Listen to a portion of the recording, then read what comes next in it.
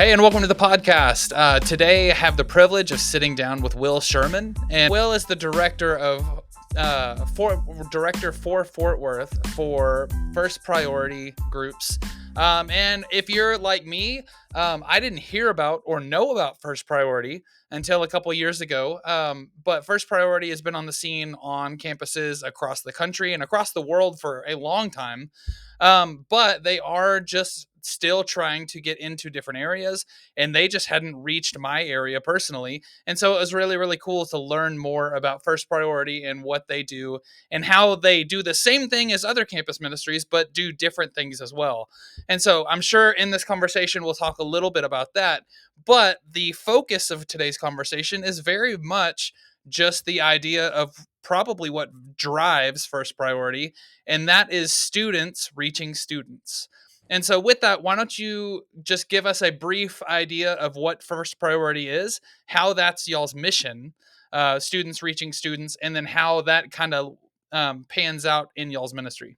Sure. Well, again, Will Sherman here, District Director for Fort Worth District of First Priority of America. And what we do is we partner with the local church to unite the church, Big C, together to equip students to share the gospel on their middle and high school campuses through club ministry. And we do that in a model that is completely wrapped around students reaching students because we've recognized that those of us that have gone to seminary and have degrees and are called know we're called into ministry, we can certainly share the gospel, but there's just something special about hearing the gospel from a friend.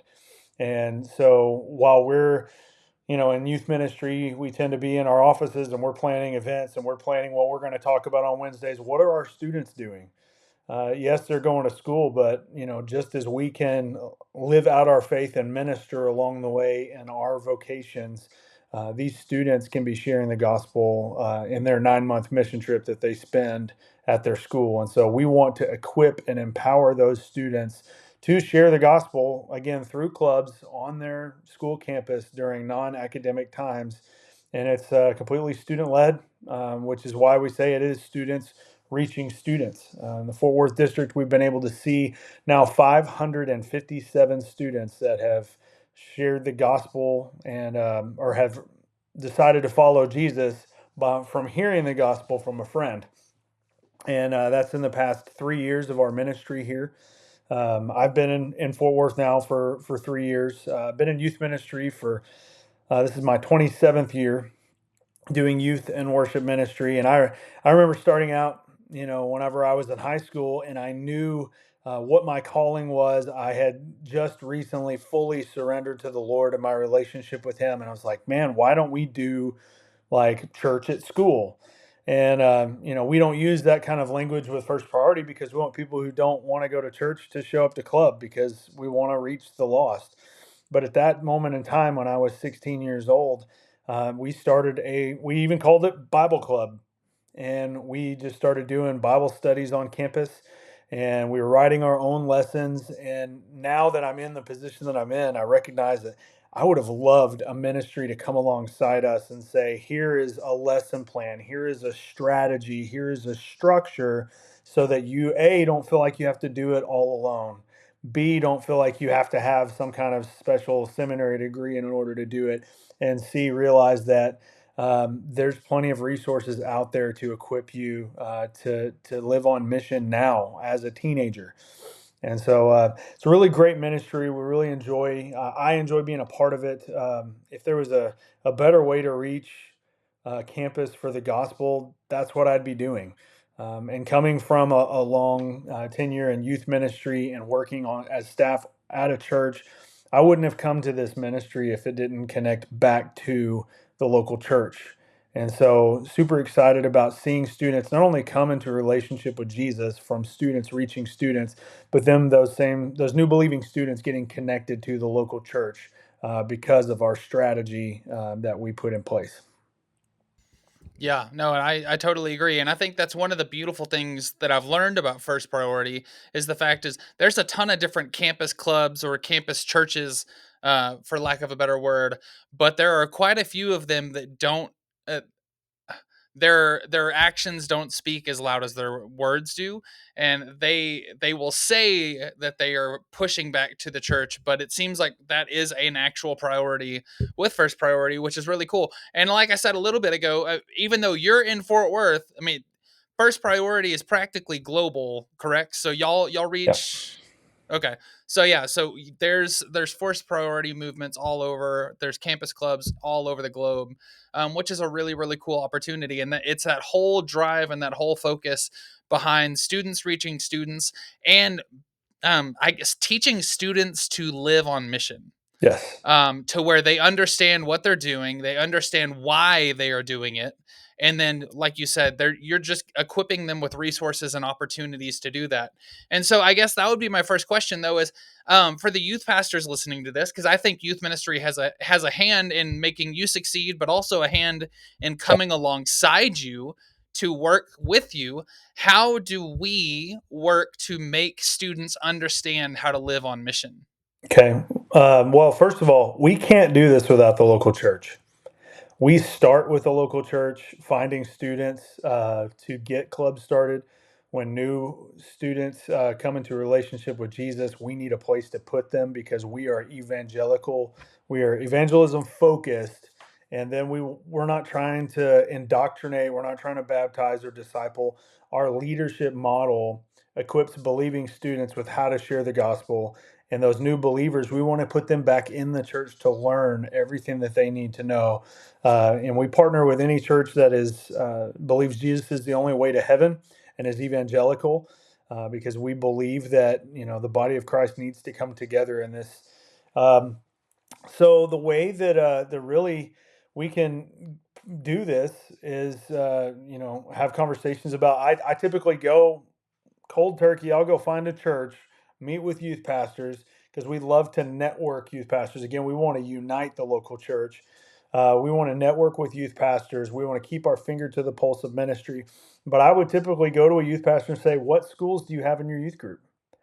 Um, you know, you have some, especially here in the Metroplex, that a lot of them will say, well, man, I have a ton of homeschool students. Well, that's perfectly fine too.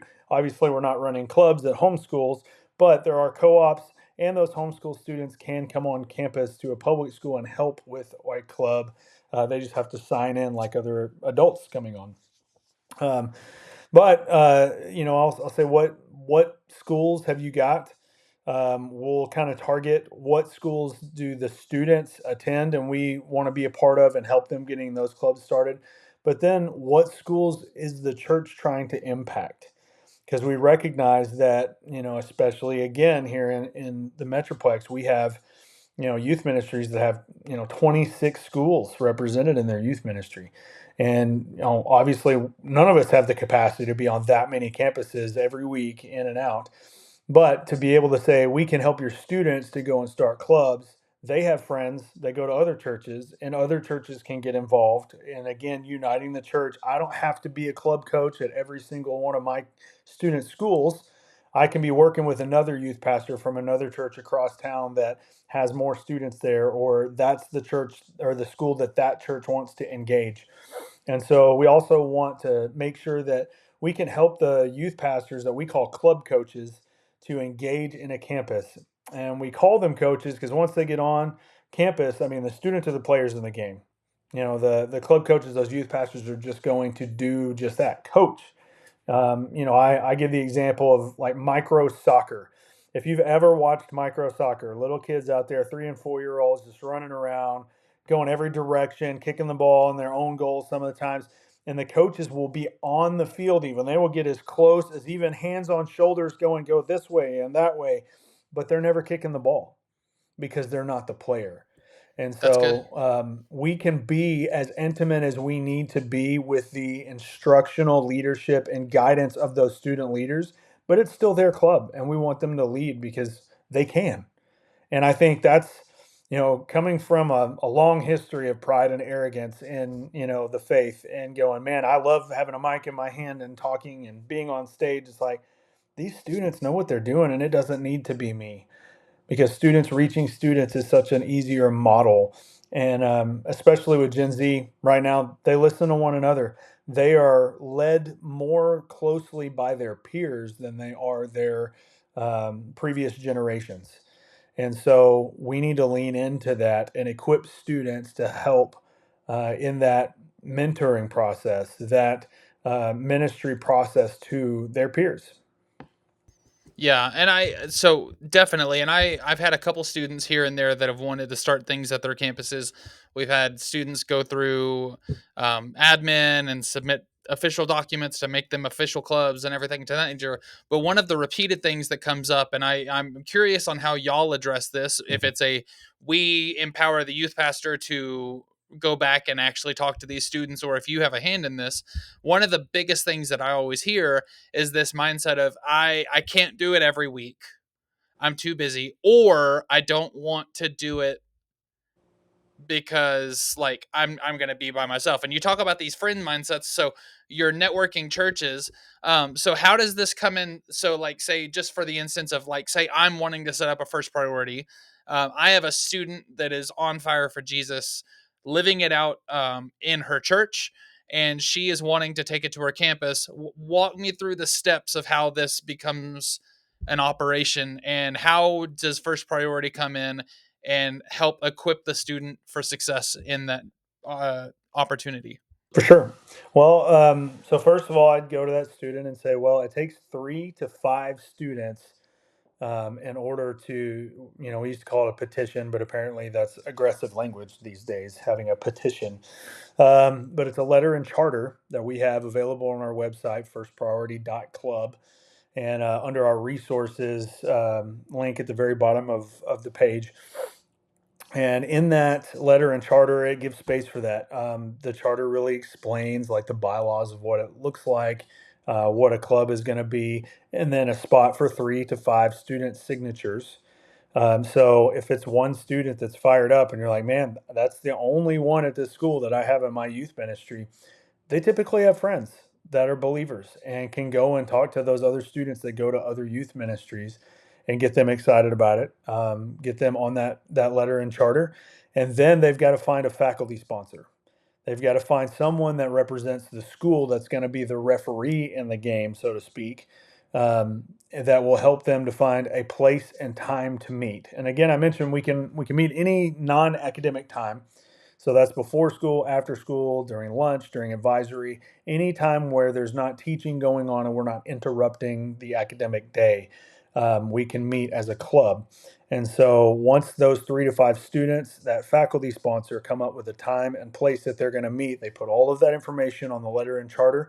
And then the students will turn that in. That is, according to the Equal Access Act, that is the student initiated part. They're turning in that form to the administration, the principal or counselor or assistant principal, whoever receives those. And then our staff come in. We want to make sure to meet with that principal, make sure that everything is as it should be, and that we are completely approved. We just started a club yesterday at Granbury High School. There's 3 lunches, and they are, as my area coordinator told me when she walked on campus, she said they are the most secure campus she's ever been on. They have armed teachers, they have armed security, they have locked gates, they have, it's just all of these precautions. And, she said that someone didn't know about first priority, or either the students or the faculty sponsor hadn't done their part.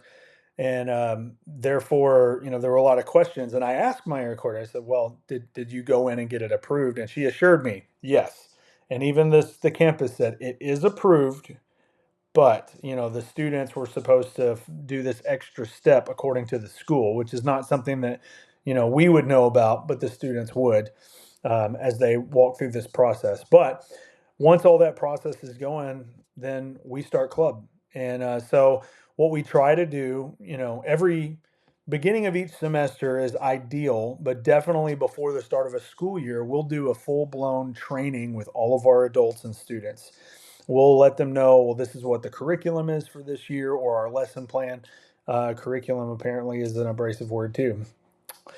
This vocabulary, I'm telling you. But going through our lesson plan, what our themes are, special days, testing days, how you're going to lead the club, and what's great is our lesson plans. Each week, we have a 4-week cycle, and in the Fort Worth district, we use the EPIC strategy. So we're equipping students to share the gospel. We're preparing them to lead, inviting students to hear a gospel message, and connecting them to the local church. So EPIC, EPIC. And that strategy, though that repeats every 4 weeks, with that strategy, every 4 weeks, we're equipping believing students with a new gospel presentation tool. We're preparing their faith story, how they can share what God has done in their life, because that's the easiest way to open a door to a gospel conversation is to say, first of all, not even say something, but to ask, what is your faith story?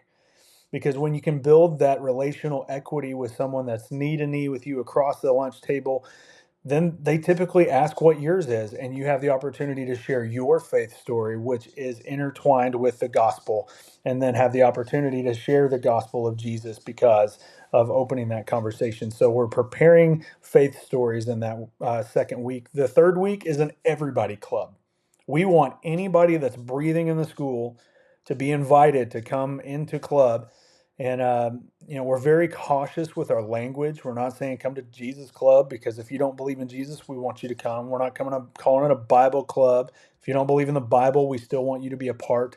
Um, you know, it's not a Bible study. It's not a Christian club. We don't do those words because we want people who don't have a relationship with Jesus to come to Invite Week. So we typically have pizza. If it's a lunch club, we do pizza. Before school, we might do donuts. We have some kind of drawing. We do some form of incentive that would draw people in. And I tell youth pastors, in fact, specific story, Burleson High School. I told those students, I said, listen, if I were to put on a banana costume and run like a crazy man through the lunchroom, yelling and screaming and getting all the attention, and could get hyped up, get all the students into this invite week, I'd do that, but it's illegal. But I have a banana suit, and you can do that. And the students look at me like I've That's got amazing. like a horn growing out of my head. But I was like, listen, the you have the power in the school. The students have the power. Principal doesn't show up. Most people don't even know. They're off doing whatever they need to do. Teachers don't show up. They have a substitute. If none of the students show up, you can't have school. It's just that simple.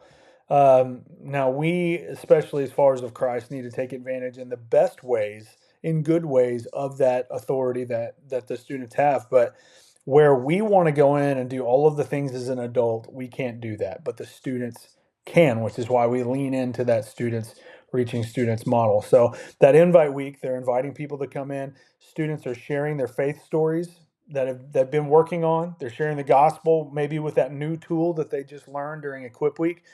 And then when students come into a relationship with Jesus, we use response cards and we give those back to student leaders. We don't take those as adults, it's illegal. We don't take stuff off campus like that with student information. We give them back to the students and say, hey, this says that you brought this student here. They said they wanted to follow Jesus. Will you follow up with them? And in that follow up process with that card, they're going, the C is connect. We want to connect students to God. Hey, I saw you made this decision. What does that mean to you? We want to connect them to club. Hey, you should come back next week and check out what First Party is all about, and keep coming. And then we want to connect them to the local church. Once they're there, listen, you're a new follower of Jesus. We're a community, and we need to be that more than just on this campus. This is not a youth ministry. I'm not your youth pastor. We want to connect you to the local church. We want to get you your own youth pastor where you can go and live out your faith in growing community with the local church. And so that's literally our entire model, our mantra. We want students reaching students. We are gospel focused. We are strategy based. We are church engaging. And there's another leg to that stool. And I always forget one. Uh, but that's what we want to see. We want to see students reaching students with the gospel of Jesus. And so Yeah. it works. So just one more time, just so we make sure that everybody hears it. What do the EPIC acronym one more time? Equip, prepare, invite, and connect. Yeah, We're and that's equipped. awesome. Yeah. And again, we've learned, just like, major corporations, you find what's measurable. If it's measurable, it's repeatable. And anything worth doing is worth measuring. That Don't be afraid of numbers. I'm not throwing out that 557 students that follow Jesus just to go check that out. It's to show that this is a proven process and that we know those students and we're following up with those students and we're plugging those students into the local church. Yeah, and plugging them into the local church is the big ticket right there. And that gives you the opportunity as the youth pastor to step in and be the person that's hopefully encouraging that decision that was made and equipping them to not only embrace that decision, but begin the process of discipleship. And then, I mean, hopefully making a repeating process of making disciples that make disciples, because that's what we're supposed to do. Yep. And so, with that being said, that is, at least as a youth in my youth ministry, like I said before, I've been in youth ministry for 15 years. That has been one of the biggest problems with mine. Is I have a lot of students that are willing to say they'll go do things, but without that set in stone, like, step by step directive of, like, hey, this is what we're going to do, this is how we're going to do it, here's what you need to go do, this action plan that is very much kind of ingrained in a way of life that can be easily duplicated or replicated. Having that is a definite game changer when it comes to this, in my mind, because a lot of times we have students that are willing to do things, they just need help getting it done. And so Yeah. in this past year, I have done that in a completely different light. I've mentioned this on episodes recently, where this past year with my high school, 100%, they have taught every single week, but it's not something that I can be like, hey, I want you to teach, have fun. It's, hey, I want you to teach. I need you to come up with a topic, and then I need you to break that down into 2 or 3 weeks. And then I need to know what you want to talk about for each of those weeks. And I am there, like you said, coach holding the shoulders, saying, all right, go this way, kick. And that's what First Priority is trying to do with kids on schools. And same premise with our episode with Travis Deans from National Network of Youth Ministry with the 9-month mission trip. This is just another opportunity for that to become real in the eyes of your students, because you can literally, next time you meet with your group, say, hey, how many of you know someone or are friends with someone that doesn't know Jesus? And I guarantee you, every single kid will raise their hand. Yep. They know people that don't know Jesus. And as Will said a second ago, we can't get on and do it, but students can. And so we have to do our best to equip students to be that force that goes and reaches other students. And so, really, really awesome. I love it. And I guess my last question is, you've talked about a lot of these different ideas and these resources on how you direct them and how there's curriculum and everything else. With these follow-up cards, you said that you hand them back to the students. Is there a directive or a, like, hey, direction here, here's like a guidebook, or here's like a pamphlet on how to proceed with that conversation? Is there something with Yeah. that? Okay. Well, and honestly, what we do is I tell students, because they're like, well, what do I do with these?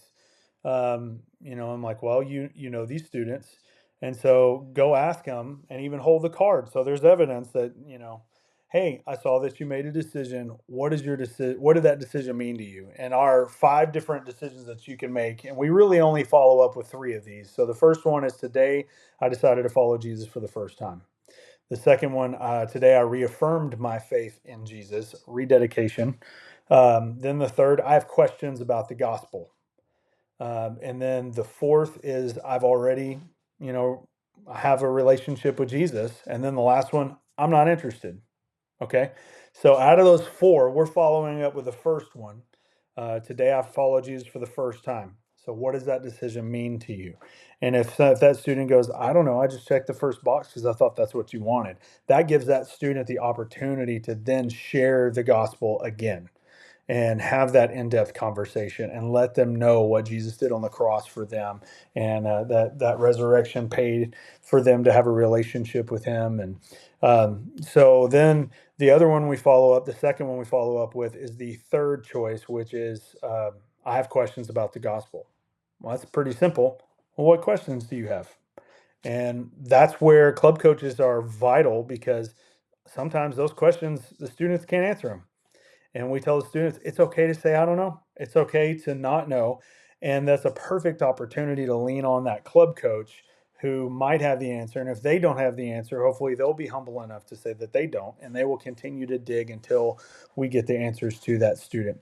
And then the last one we try and follow up is, I'm not interested. And you might be thinking, why do you follow up with someone who says they're not interested? Well, that means those three decisions right there point to that student does not have a relationship with Jesus. So they all need follow up. Even if we don't know what to say to somebody who's not interested, maybe they just check that. So, you know what? I'm just here for the pizza. I'm just here for a donut. I'm just here because my friend invited me. I don't care about any of this. Well, that also gives us the opportunity to, we'll say, well, what is your faith story?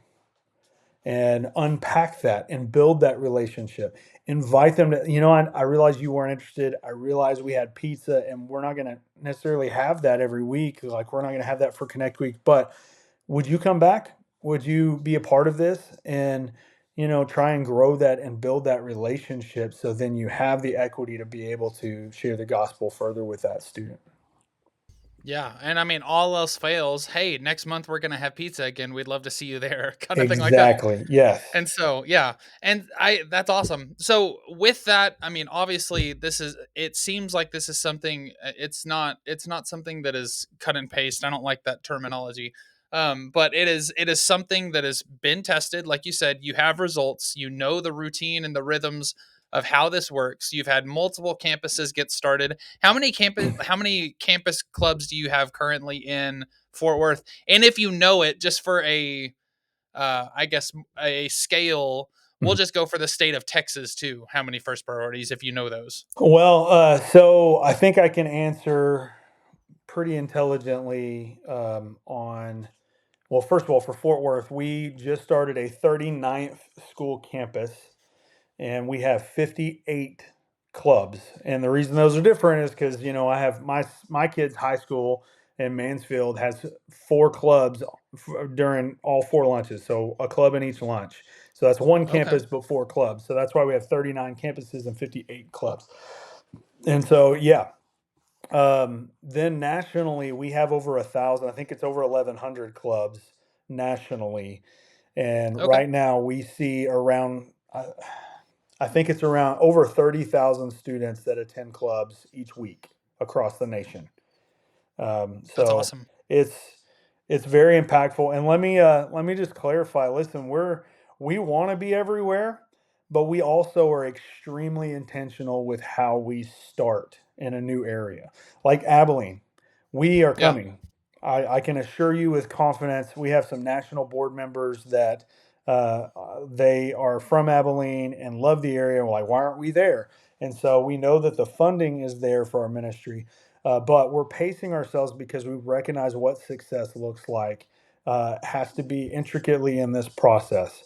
And we have a proven process that we're going to put in place. Now, does that mean that you can't start a club wherever you are, especially in the state of Texas? You absolutely can, but we beg you, please let us know.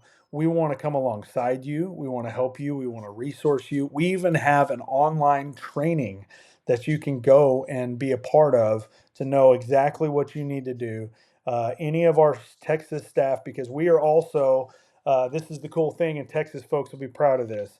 We're the only state in the nation with a state model for first priority. No other state is doing this. No, honestly, no other place in the country or is there a city that's going, man, we have to have first priority. Show us what to do. But we have 100. I almost said I said 100. I didn't mean 100. We have a ton of cities in the state of Texas that are saying we really want to do this. We just launched two districts in Houston in the north side and the west side. As the clock goes, 8 o'clock to 2 o'clock in Houston, we're launching in San Antonio.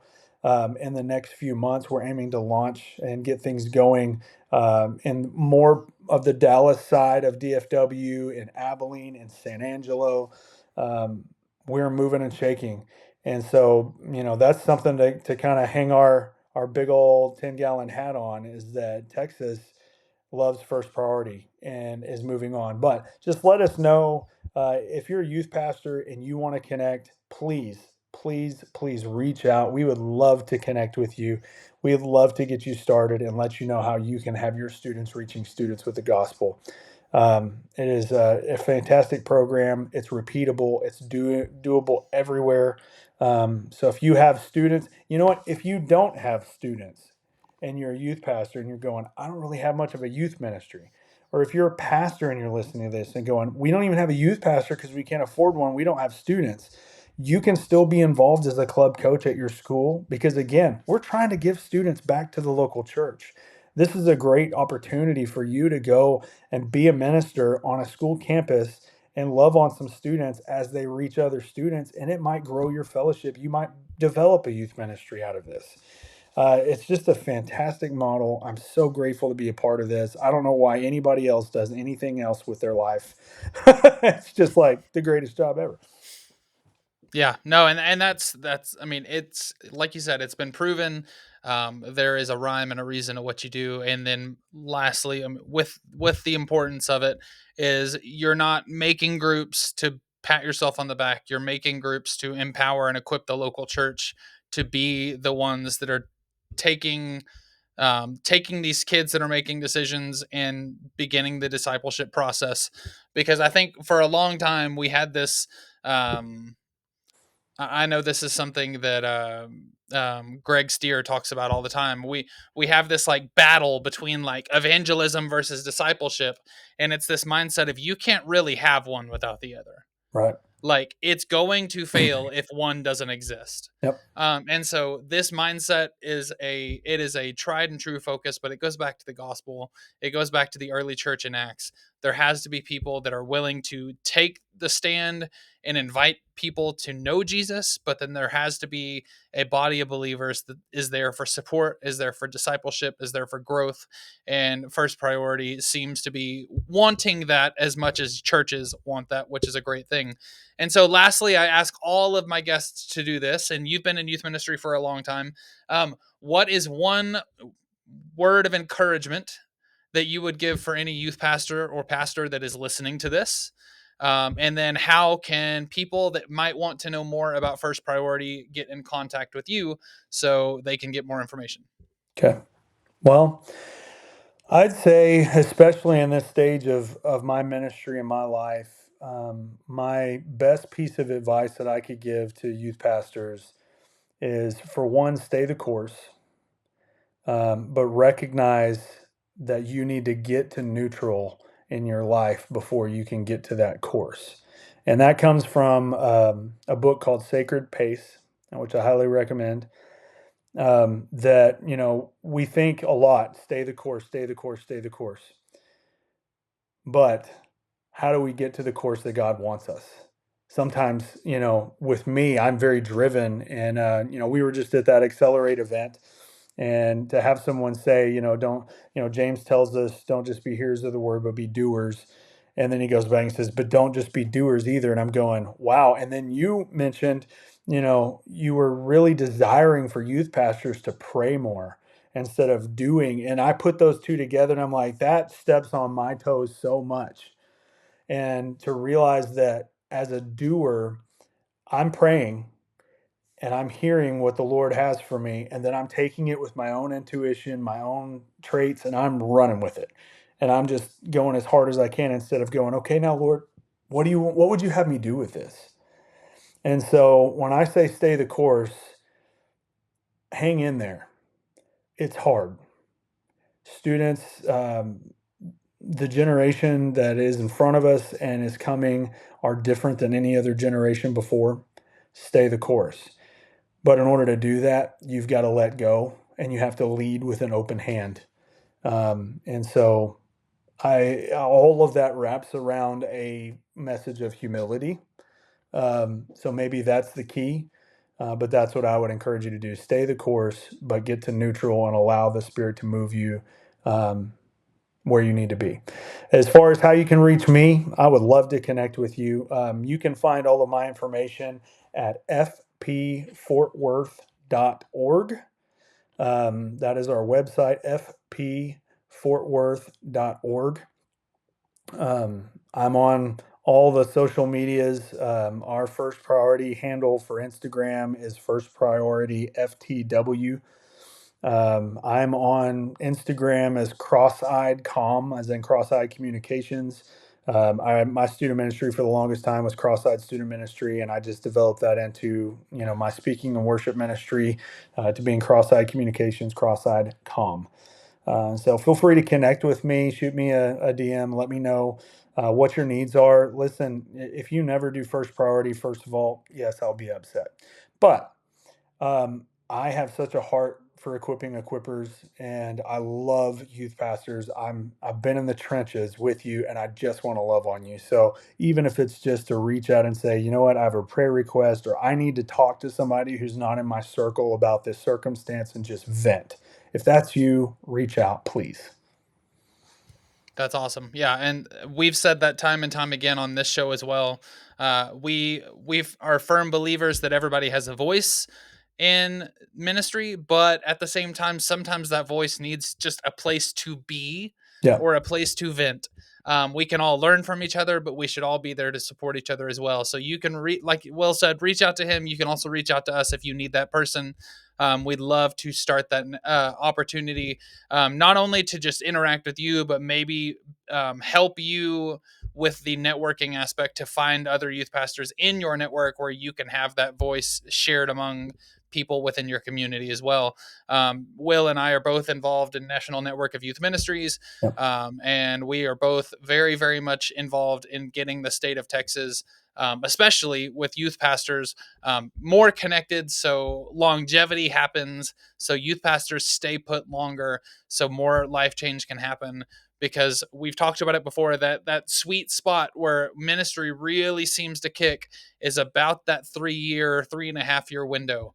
And if we want youth ministry to be something that's thriving, we have to work on the youth pastors as well. So please, if there's anything we can do with that, let us know.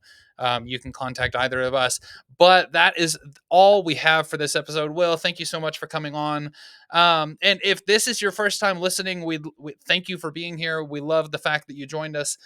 Feel free to go to our website, studentministryconversations.org, where you can find show notes to this episode and all of our previous episodes. Will, you are episode 201.